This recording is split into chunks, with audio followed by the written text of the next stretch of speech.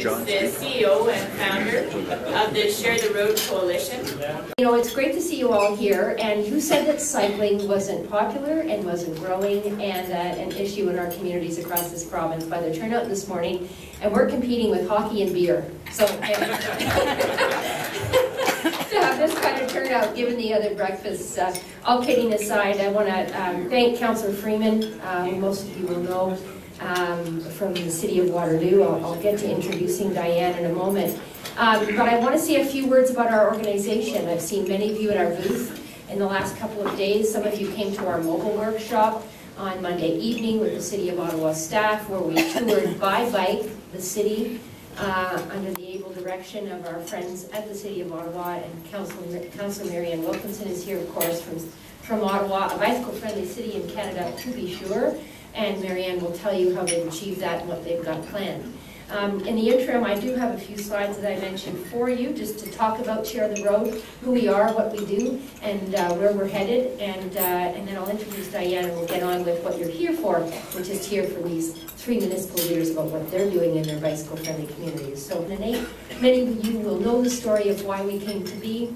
I have a background in public policy and government relations as a professional in the private and public sector for over 20 years. I started when I was 12. And then sadly lost my life partner in 2006. He was an OPP sergeant who was killed on his bicycle just north of our home in Burlington. And that was the impetus when Greg, we lost him in a collision hit by a careless driver. So that was the impetus for starting this organization, which we launched in 2008 with a board of directors, and after a fairly significant strategic plan, and looking at what we could do to help Ontario move forward as a bicycle-friendly jurisdiction.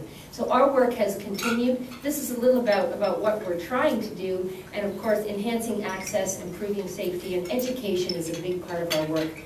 And of course some of you know that, having talked to me and having been in our booth the last few days. Who are we? Well, as a result of our work across Ontario and working with many of you, we have established a network of not just cyclists, of course, because as you know, unpacking and solving the cycling equation, whether it's infrastructure, education, public awareness, safety, is not just about cyclists, but it's about all of you. Political leadership, your officials, your planners, your engineers, public health, law enforcement, of course. I'm part of the police family, a privilege to be so. And of course, increasingly, tourism. Many of you live, in fact all of you I'm sure, as cheerleaders for your own communities, live in beautiful areas of this province. And tourism is a major force for economic development. Bicycle tourism in the United States is a $49 billion economic item. Those are big dollars. Those are people that are coming to the U.S., Americans that are riding around the U.S. They have a 50,000-mile route system that they've mapped out, government support, and working with the tourism industry as well. They have federal funding in the United States. In fact, they have spent over $5 billion in cycling infrastructure in the U.S. in the last 20 years. And of course, our neighbors in Quebec, just across the border here, started in about 2000 with their Route Verte, a 4,300-kilometer trail system, and an investment of $200 million by their provincial government. So Ontario sort of stands in a sea of investment and progress, and I know from all of you, having spoken to Minister Chiarelli, and if you haven't talked about what you're doing for cycling or what you need, I encourage you to do so. But in our relationship with him, he recognizes this and is eager to get going. And of course, I'm only too eager to make sure he does. So there you are in terms of who we are, some of our partners that you will recognize there. In closing, what do we do? Well, we do a lot of things, but as a non-for-profit, we need to stay focused. So we like to talk about the three legs of the stool. Advocacy, which is really working at Queen's Park and with all of you to make sure you get the tools you need. Councillor Freeman asked a question. For those of you who were at the Ministers' Forum yesterday, perhaps she had some prodding. But nonetheless, I thought asked a great question with all self-deprecation. And Minister Chiarelli was pleased to answer it. As you probably heard, there's a bicycle policy that we've been working on for the past 3.5 years with his officials. And when that's released in a matter of weeks, I'm quoting him because that's what he said, I spoke to him again about it last night, it will contain some provisions that are going to help all of you, including the possibility of future infrastructure funding for municipalities to build bicycle-friendly communities. And that is huge. And if you get that, it's that. minister understands, despite the fiscal constraints, and I don't need to talk to any of you about that, you know it day to day, the fiscal constraints in the province, he's working hard to do that. And in the meantime, we haven't stopped. If any of you have seen our Share the Road campaign that's running on television, on radio, in newspapers across the province. It's a digital campaign as well. Go to our website, sharetheroad.ca. You can see the commercial. We've had tremendous positive feedback, and of course our friends from CAA are here, and we're so thrilled to have CAA as a partner. They've been a real game changer for us in so many ways. So one more slide, I think, and just to give you a sense, this is a shameless photograph taken by the lovely Howard Brown, who's back in the room there, of us at our MPP reception. If you're thinking about sending some of your officials to our Ontario Bike Summit, we do have a Queen's Park Lobby Day. This is our first year. We had, I think, over 50 MPPs, Howard, if I'm correct, with heavy competition from other receptions, as all of you know who spend time at Queen's Park. But nonetheless, a great opportunity for us to bring cycling constituents from across the province to talk to their MPPs about what they need in their community, and from the feedback we've had, it was a roaring success. So what can you do? Well, if you're having ongoing conversations, and I know you are with Minister Chiarelli, urge him to adopt that bike policy. He's committed to it, but again, he needs that pressure to make sure. The infrastructure investment and the travel and tourism piece that he's very much committed to, we hope to see that very, very soon. Look at your own communities. Of course, you're going to hear from these people soon about what they're doing. Work with your regional tourism authority and organization, your local RTO. I don't know if anyone's here from RTO 8, for example, but in Northumberland they have a fabulous strategy that includes cycling. You can Google it, or I can send it to you, get my card. RTO 8 has really embraced the region as a bicycle tourism destination, and they're doing great things. Go to our website. We've got some bike summits coming this fall. A shameless plug. I think Pam DeMoff is here from Hopeville. We're hosting one in Halton Region at the end of October, and I know there's friends from Niagara in the room, the Region of Niagara Bike Committee, and officials from the Region of Niagara. We're holding a bike summit there on October the 5th.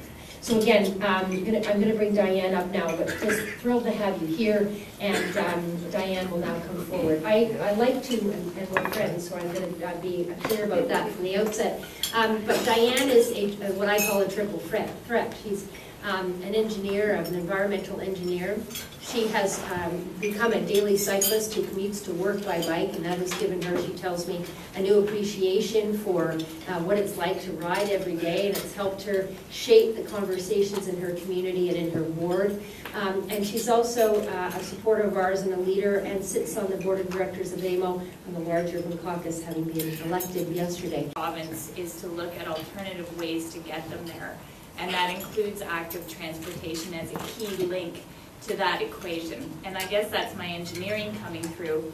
And when my engineering staff told me we were going to save $30 million over 10 years because we did a mode shift and said, let's hope that just 9% of people in Waterloo want to start to look at a different way to commute 5 kilometers or less, that's a lot of money in my pocket to do other things with. And so I just encourage you as municipal politicians, if you think cycling infrastructure is expensive, to think about that equation. It is an absolute pleasure for me to introduce our first speaker, which is Ajax Mayor Steve Parrish. It's a pleasure for me to be here today, and in opening I would like to just thank Eleanor McMahon for all the hard work she's done in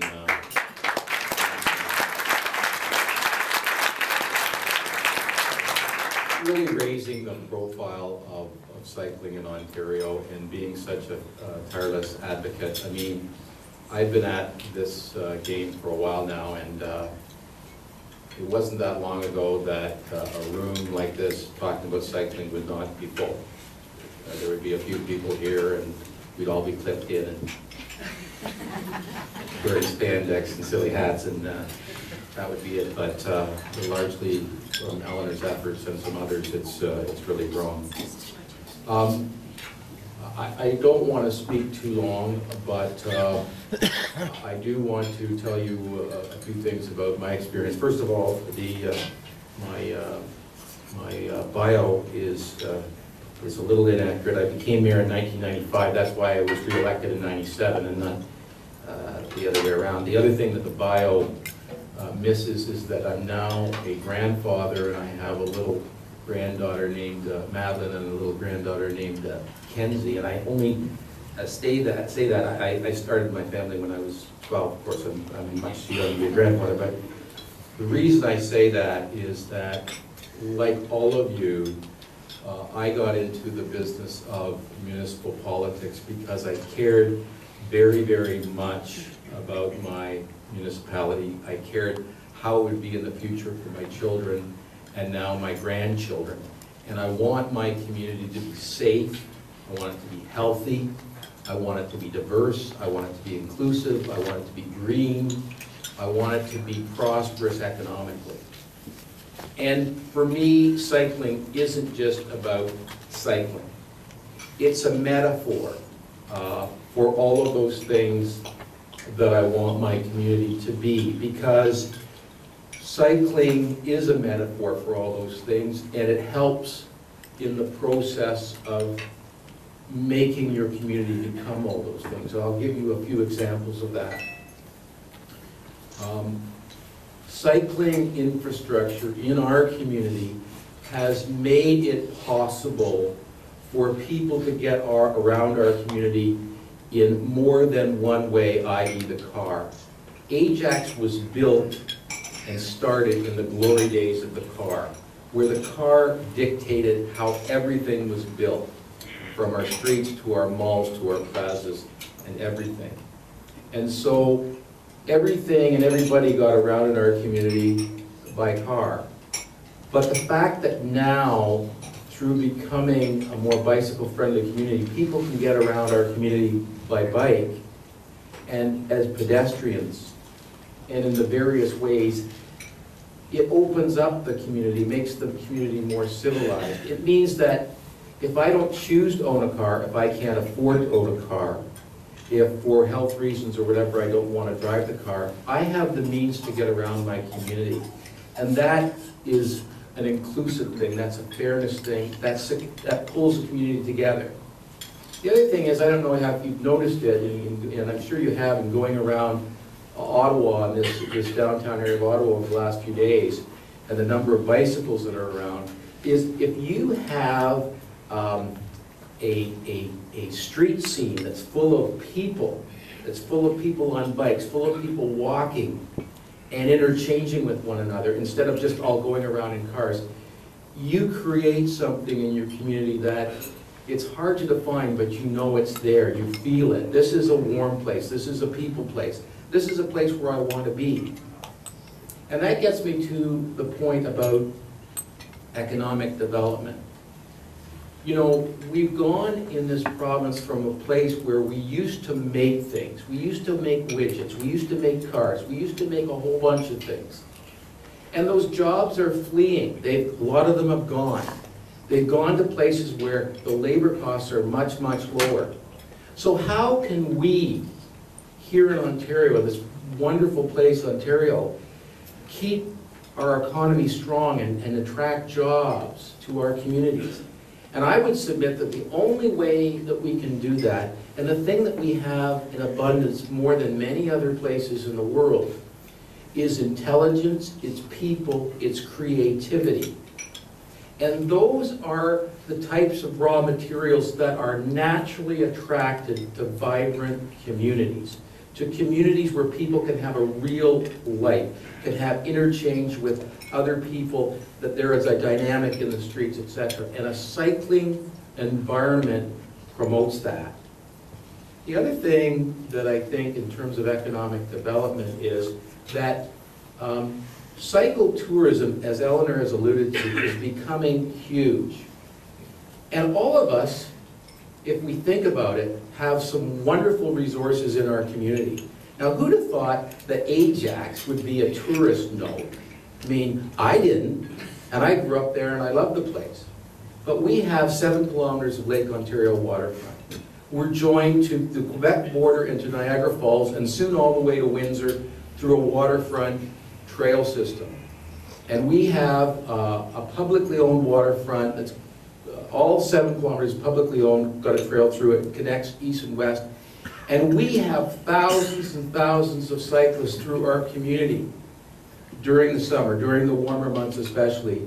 And they're coming in our community, they're discovering the other cycling infrastructure in Ajax and in Durham region, they're spending money there, and they're saying to their friends, you should try this is a good place. And there's, as Eleanor alluded to, there's millions and millions of people in the immediate environment of Southern Ontario especially that are looking for those kind of opportunities. We started on the journey to become a cycle-friendly community a number of years ago, and when Eleanor introduced the program being designated a cycle-friendly community, we grasped it right away because we felt that by tapping into her expertise, we could take what we'd started and build it and make it better. And it really has to do with infrastructure, of course, but it also has to do with public education. We must get away from this war against the car mentality. This is not about cars versus bicycles, cars versus pedestrians. That's not the way to look at it. The bicycle that's beside you is the car that is not in front of you. Okay, so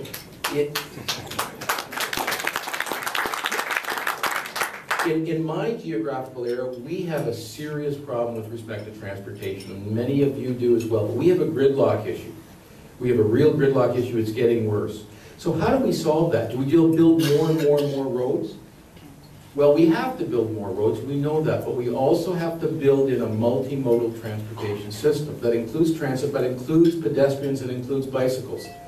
So that we spend the infrastructure and we move the maximum amount of people using what we can, spending our money wisely, and letting them get around the best way that they can.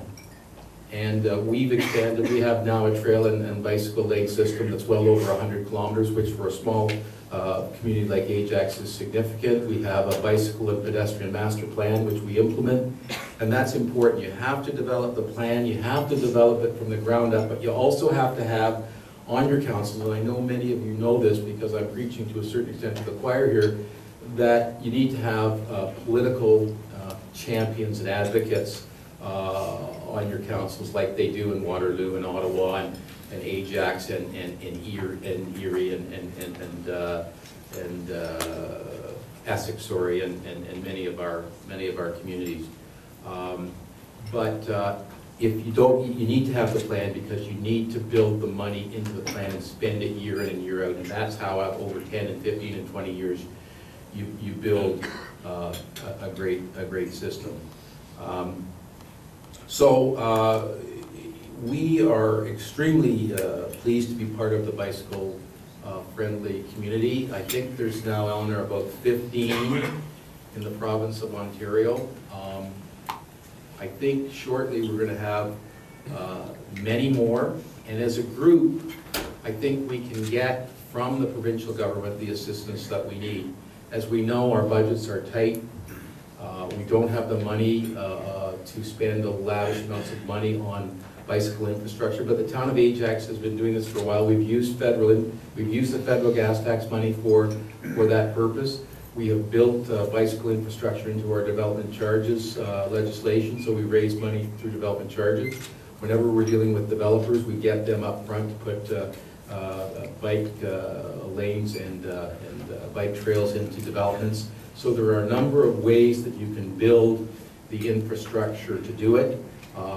Public education is very important. We've introduced in Ajax a program we call Ajax Moves 3 Ways, which is all about educating our public as to the relative rights and responsibilities of road users, car users, cyclists, and pedestrians. Because if you're at all like me and you go around your community, you're appalled sometimes to see the lack of knowledge and understanding among motorists and cyclists and pedestrians as to what you can and cannot do. And we need to really inform people that if we all follow the rules and do things right, we can all get along on our shared public spaces. So it's a pleasure for me to be here this morning. I certainly know that many of you are well on your way to becoming bicycle-friendly communities if you're not there already. And of course, I encourage you to continue it. I think it's the way to go. It builds healthy, strong, inclusive communities. and that's what we all want. Thank you very much. John Scott is a newcomer to the political scene in Essex, having been successfully elected to one of the 2 seats in Ward 3 in the last municipal election. Thank you for being here and choosing this over the beer store event. I appreciate that. This is encouraging to see a room full of people here that got up in the morning and made a decision to choose this, because obviously this is important to you and your communities. I want to thank Eleanor for the opportunity for me to be here. The reason I'm even talking here about cycling is because Eleanor, because I heard her story and I heard her passion. Shortly after I was elected, I enjoyed cycling. I have young kids, we like to cycle, we want to cycle in safety. But I heard Eleanor's story about turning a tragedy, an absolute tragedy, into something of a victory. And the cycling phenomenon is certainly not isolated here to Ottawa, which we had a wonderful tour of the city and got to see some incredible, what a beautiful city. And the best way to see it is on bike or on foot. But it is growing around the world. I've had the opportunity in the last 18 months to speak in many places, in the United States and in Canada. And it's growing. It is a tidal wave. It's a tsunami. Cycle tourism, I was just telling this lady here, it's a $50 billion, with a B, billion-dollar a year industry. That, and speaking of Mayor Parrish, he can embarrass you on a bicycle. I went on the waterfront ride last year. It was an 800-kilometer ride from Niagara-on-the-Lake to the Quebec border. And I was just starting out, and I was the only guy that did this ride on a mountain bike. Everyone else had a road bike. So I met Mayor Parrish in Ajax, and we were cycling with him the next day, and I was chatting with him. And then we got into the Northumberland County. And where I'm from, in Essex County, anyone been to Essex? You know, our high feature is the landfill. Like, we don't have any hills. We don't have anything like that. And there's some serious, they call them rollers, hills. And I was, winded, trying to push my bike up, and this gentleman comes up and passes me like I'm standing still, and it was steep. So cycling's for everybody. That waterfront trail is incredibly used. There's a trail that goes from Pittsburgh, Pennsylvania to Washington, D.C., the Great Allegheny Passage. And they get 1 million cyclists a season cycling down there, spending money in little towns, staying over, telling people about it. Ajax is a prime example of that. Ajax was the town that you go by on the 401 to somewhere else, right? All those towns, Oakville, Burlington. I got to see those towns close up. I saw them, on a bike, saw their beautiful waterfront, and now this is a place that I'm telling other people about. You have to go. There's opportunity here. There's beautiful parks. There's nice restaurants. There's bed and breakfast. There's great bicycle repair shops, retail sections, all seen from a bicycle. So I'm going to tell you a little bit about our part of the world here, and I want to thank the warden from the County of Essex is here. Thank you, Warden Bain, for attending, and our other colleagues from Essex as well know about this. And you're soon going to hear a lot more about this. You're going to hear a lot more about Windsor, Essex, and cycling, because it is moving up that radar. We're taking advantage of that phenomenon. By the way, Eleanor's a Windsor girl. Did anyone know that originally? She's from Windsor. That's why she's so cool. You would want that. Absolutely. So we have a countywide active transportation master plan. We call it CWATS. And this is for the County of Essex. I represent, and Councillor Baker's here as well, and Deputy Mayor Meloche is here from the town of Essex. So we're a town of 7 municipalities as well as Peely Island. Where's Mayor Rick? There he is, Rick, right there. So we have him here as well. And we make up the County of Essex. So this was a perfect time. When I was elected getting into this was already on the radar. So I said, this is an excellent opportunity to start promoting cycling. So this is our group of us that rode from Windsor to Fort Erie. You heard Mayor Parrish talk about the waterfront trail. Hey, Denny, good to see you at the back there. And we cycled from Windsor to Fort Erie on what will be known as the Lake Erie Waterfront Trail. So this is going to be a signed route that's going to connect to all the great things happening in Niagara. And you're going to be able to cycle on a route that goes all the way 1,400 kilometers when it's all done. That's right here. That's right in, probably a lot of the people that are here, your town is going to be very close to that route. So it's going to bring you new people. So this is a group of us that left from downtown Windsor. We're also close to Detroit, and we have an event every year called Bike the Bridge. You get to cycle over into Detroit. You get to do a tour of Detroit. Now, you think of Detroit, most of people think, like a guy, maybe you think of the auto industry. My Chrysler's my full-time job. Preaching is my part-time job. And biking in Detroit is becoming a phenomenon. They have a lot of struggles, but they're going to be known as one of the most cycle-friendly cities in the United States soon because they have so many extra roads they don't know what to do with. They're turning them into cycle paths. That's the truth. And you could go on a tour, the Bike the Bridge and the Tour of Detroit, which is happening in the fall. You get to go through, see this city, and they take you around. It's a police-escorted ride, which is smart, I think. And you get to see some beautiful parts of the city. And there's parts of the city that are making a comeback too. So I love Detroit. And there's talks between Windsor and Detroit about having a pedestrian, a cycle ferry connect the two downtowns. I love this one. The one on the left says, this one runs on fat and saves you money.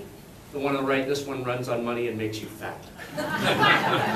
Now I always thought there'd be a struggle about being a cycling advocate, seeing I make my money by building minivans. That's what I do all day. But as far as I know, every cyclist I've ever met also owns a car. True? Maybe there's a few exceptions in big cities, but you know, it's not an us versus them. In fact, I don't even like the word. A lot of times use the word cyclist. Kind of defines you that, you know, you're not a pedestrianist. You know, you're just your guy walks or a guy likes to cycle, right? So this is one of the other fun things I like to do. I like to drink wine. Anyone else enjoy a glass of wine every now and then? Our area, our town, and our region is getting known for the Lake Erie North Shore wine region. You know, we're a few years behind Niagara.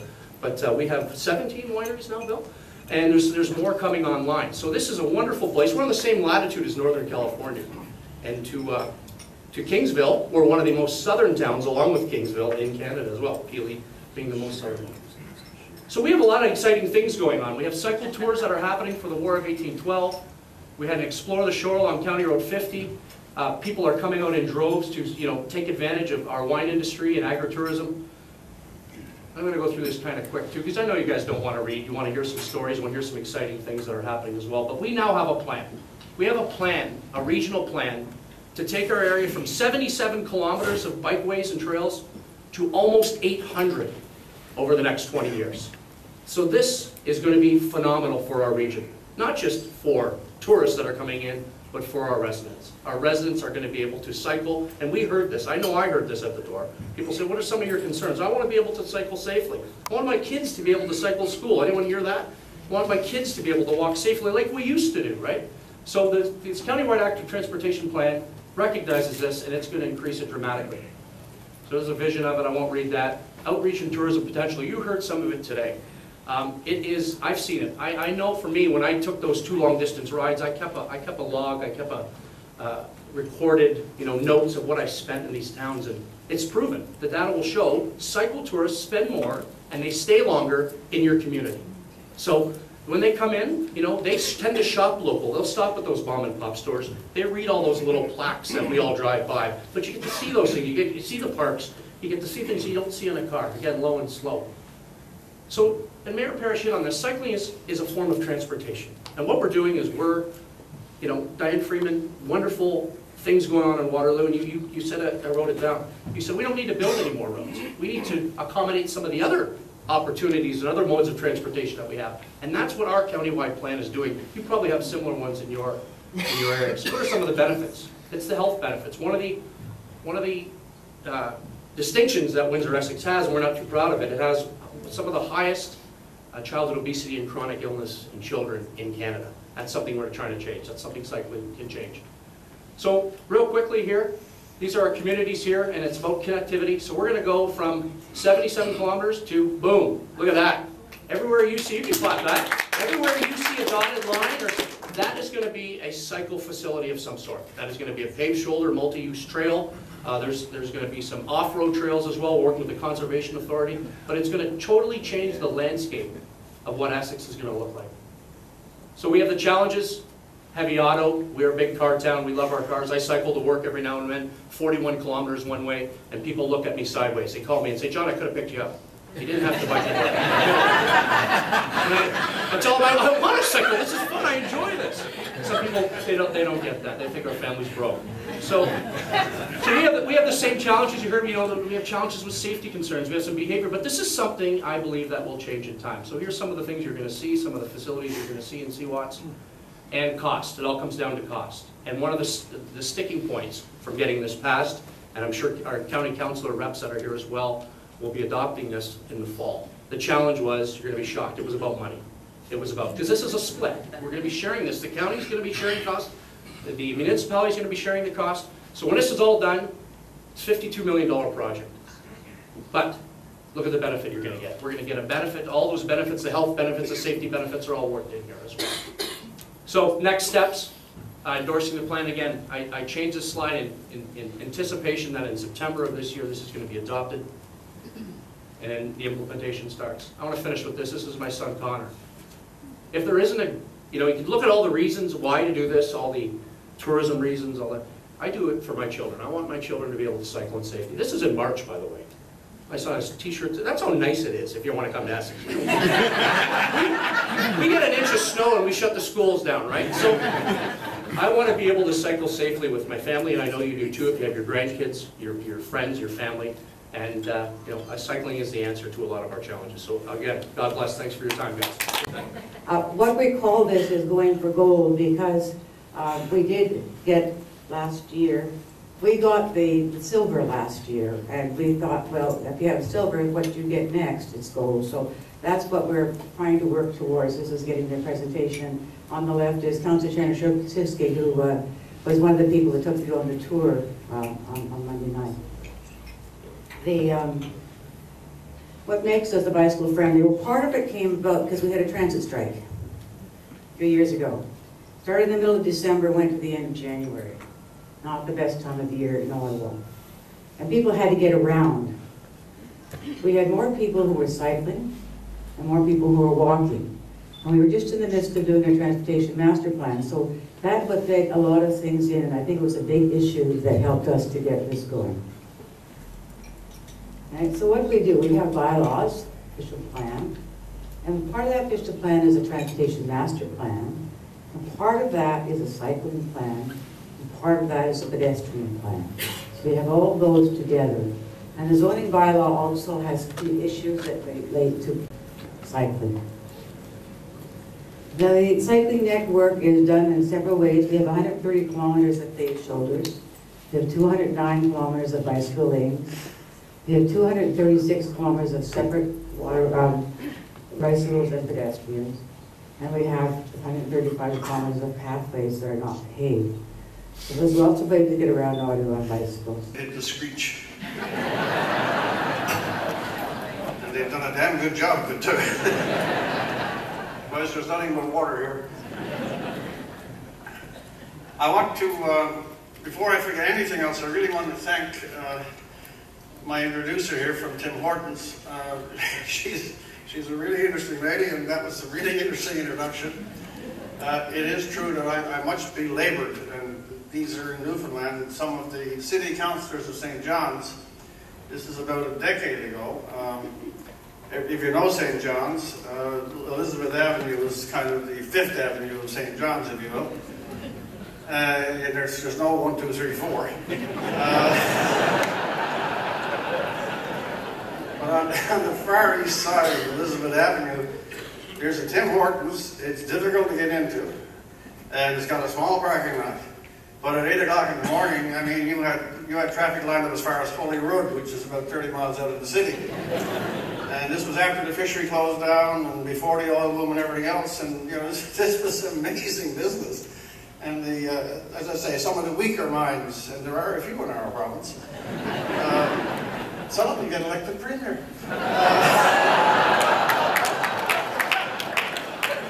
Some of the weaker ones said, hey, hang on a second, you know, people fly over here and they see these crowds, or if people drop into Newfoundland, they think they're prosperous. Somebody said, let's close down the drive-in. I mean, think of it for a second.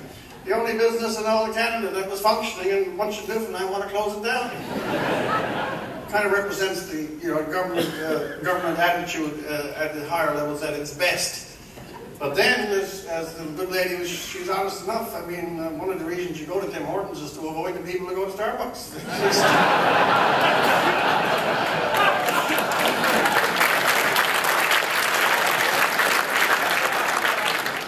If you want to make a collection of fanny packs, go across the road. But you know. So then I read somewhere that you know suddenly you can get lattes and ice cold tea at Tim Hortons, and that really doesn't jive. But you know, it's your business, and you're far more successful than I am. So you guys can keep going at it. But nonetheless, yeah, I'm not doing it because they're the sponsor. that I slammed it against the wall. But it is true. I don't know what it is. At the very end of this, I'm going to retell the story. There's something very peculiar in the sense of interesting about certain parts of Canada, or the whole of Canada, in that we adopt. And for reasons that are not articulate. You can't just spell it out. You know, a commercial enterprise. We craft dinner in a certain kind of way.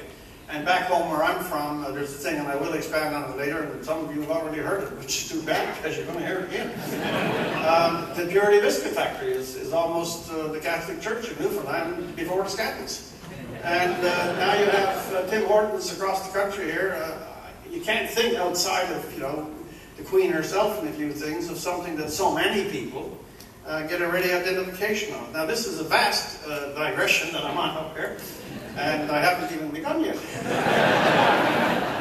It's very difficult to digress if you haven't started.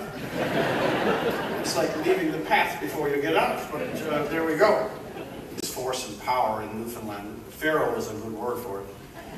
And it was very much my very first trip out. And I was in the part of Quebec, and I made this speech, and I heard that Smallwood was very displeased with it. And then I met somebody, and we decided to stay up on the mainland for a week. And in those days, making a long-distance call to your parents, collect, that might reach 70 cents, was something that you knew you'd pay for when you got home. So, you know, you spared a lot. Cell phone, my God, what a dream.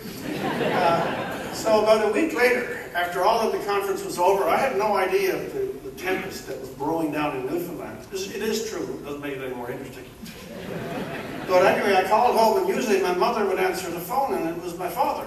And that was a bit strange. We used to call each other by first name. I said, Harry, I said, what's wrong? I said, you know, is Marie sick, meaning mother sick?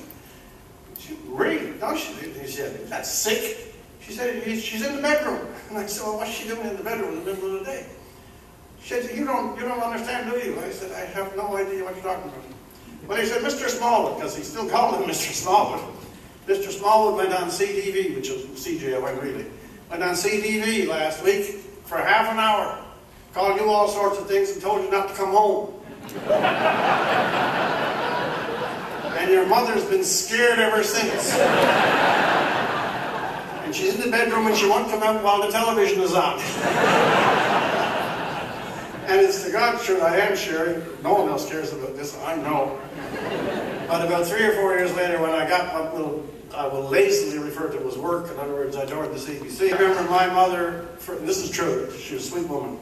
My mother, for the first year, when the local show came on, it was from 6 to 7 back home in Newfoundland, she would leave the little dining room where she had her knitting stuff and flee into the bedroom. For 1 year, she wouldn't watch television because the echo of Joe exiling her then weak and feeble son stirred a maternal echo that could not be stilled. But now I give you more biography than I've given anybody else. I think we'll all go home. A couple of other small things. We're all gathered here. I understand we're about a stone's throw from Parliament Hill, and I wonder if after I'm finished here we could all go outside and, you know, toss a couple. Seems too good to pass up the proximity of this particular occasion. I know some of them are still loitering around up there, so we might hit a few. Secondly, I'm a bit intimidated. This hour in the morning and so many people. As again my introducer acknowledged, I work for CBC Radio, so you know you can understand I'm not used to an audience.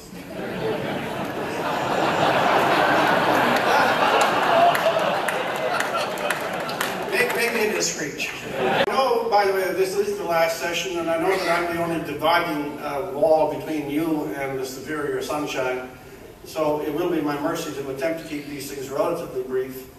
I want to tell an anecdote that I'm going to much compress as opposed to extend to illustrate something that I think is genuinely relevant to the idea of municipalities and to the idea of municipal government.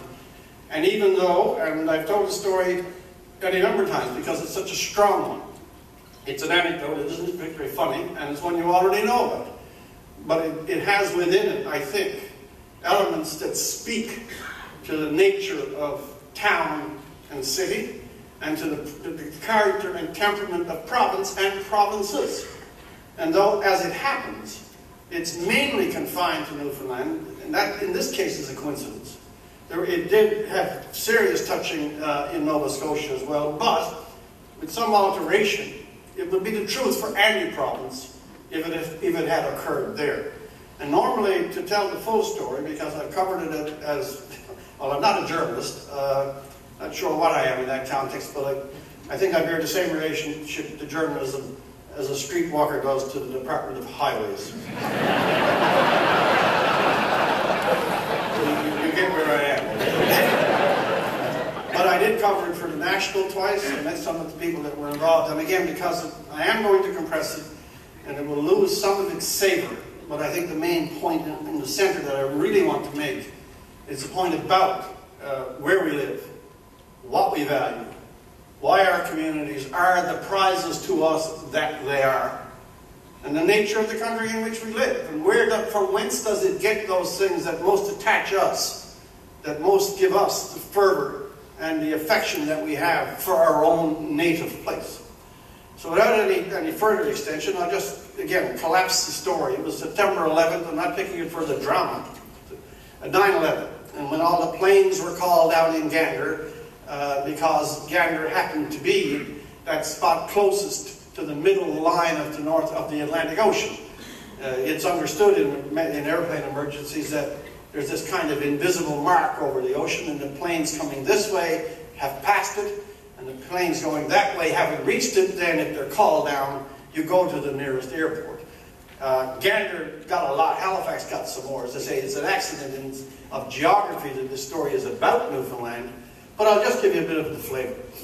There was 32 planes. Remember where they were coming from, the big capitals of the world, the Romes, the Parises, the Londons, the New Yorks, Toronto itself, Ottawa, Vancouver, Los Angeles, anyway, the big cities, and in a sense, I don't mean it nastily, the big people of the world. I mean, it's international travel. And in the main, those are the people who basically run the empires. These are sophisticated, well-off people. Anyway, imagine this. There's a great crisis. America has been attacked. They're getting infrequent news. They can't, on the plane they're not getting news. They come down and they land in Gander. Now, back where I'm from, Gander is looked upon as a considerable metropolis.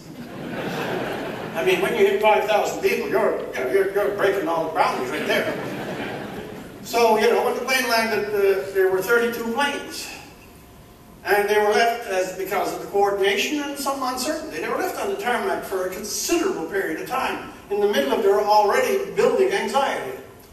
But by nightfall, a fleet of buses, some 40 or 50 strong, looking like they came off the set of the old Dukes of Hazzard, came trundling onto the airport in Gander, and then the passengers were finally relieved from the compressed cabins and finally started to pick up some of the news, what's going on back home. One thing I will stress, that the American passengers that I eventually met myself, none of them suffered personal injury in the sense that a family member that day died. But at this point they weren't aware of it. It was dusk. And the elect, well, they got to go to the hotels of Gander itself. I don't know if you've been to Hong Kong or Shanghai or Dubai and seen some of their grand hotels.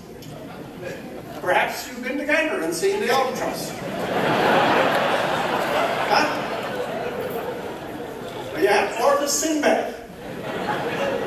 A hotel named after an Arabian sailor that's on the inland of Newfoundland. You're greeted, this is true, you're greeted by the sign outside of him holding a great sword. It's not comforting. So they were the blessed ones. They got to stay in up-to-date accommodation in our metropolis. The others, there were several others, they went to several places, but the one I'm going to concentrate on, they loaded them up on 2 buses. And then as night fell, they hit a dirt road and the alders are beating against the sides of the buses. And the guy up front is speaking in a tongue that none of them have ever heard before.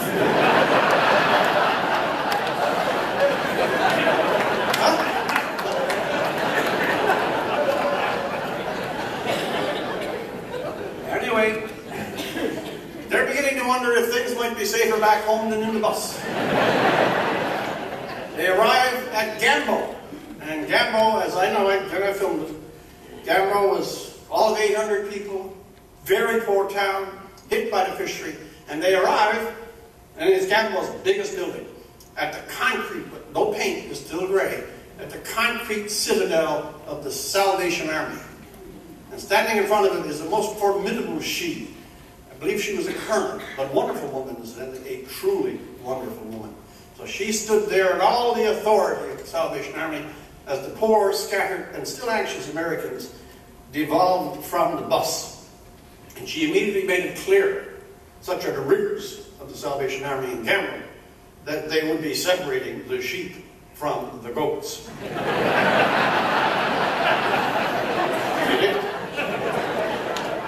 They sent the goats, meaning the men, to the high school gym. Sorry, the high school laboratory, which consisted of an old faded Newsweek picture of an IBM laptop 486. And they lay on that gym for the next 3 days on the floor in sleeping bags. The women were inside the concrete fortress of the Salvation Army citadel itself. And there they were. Well, I had to compress it as I promised you. I could give you 15 or 16 or 17 examples. But I'll content myself with 2, just to show you the power of what's going on. And then I want to apply it to municipalities and the governments. 2 highlights for me. One was slightly funny, but it's interesting. There were a young couple on one of those planes that went to Gambo, and they defied the spirit of the age in certain ways. They were 19 she, 21 he. They were madly in love, and they were madly in lust. And they were heading off to Las Vegas, where they intended to get an Elvis chapel, rent a suite, hire some midgets, and challenge whatever the Kama Sutra had in his pages. They were going on a carnal blitz. Okay? And the only thing that was puzzling about it was because we're in an extremely libertine, if not to say lascivious age, is why they held off till then. Maybe it was some sort of Zen carnality, where the longer you restrain, the greater the thermonuclear explosion. God only knows. But now picture this, they left London in a peak of sexual want. And now they're in Gambo. She's in the fortress of the Salvation Army. And he's on the floor staring at the 486 IBM picture. This is not a recipe. Not a recipe for carnal release. You won't believe it, but it's true. A very old couple. 81 for she, 83 for he. They heard of the story of the kind of 21st century Romeo and Juliet.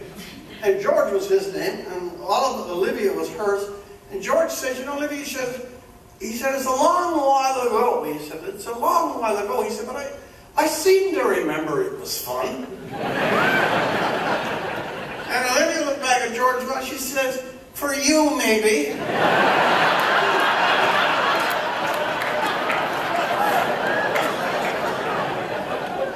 Anyway, they said, well, regardless of our memory, it's not right that these 2 young people, should be sundered, however short it is. And this is true. They got them out of the various confines. They brought them to one pass for their own back garden, which was a couple of sprouts of grass on a plate of granite. And they got the Salvation Army woman, the major. She came and she married him in the backyard. And the old woman went to the Salvation Army, and the old man went to the lab, and they turned over the house. To these 2 volcanoes.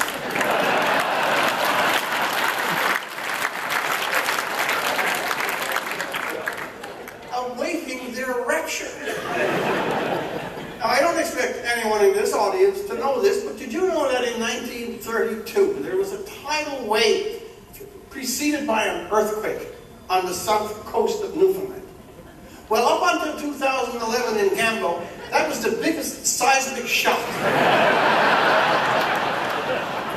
that we have ever experienced.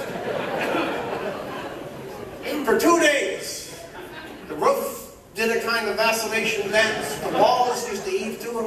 go. And finally the two of them staggered out simply from sheer inanition and hunger. They got some grub and they went back in, and for all I know they invented new positions, and they may have advanced the race 1,000 years.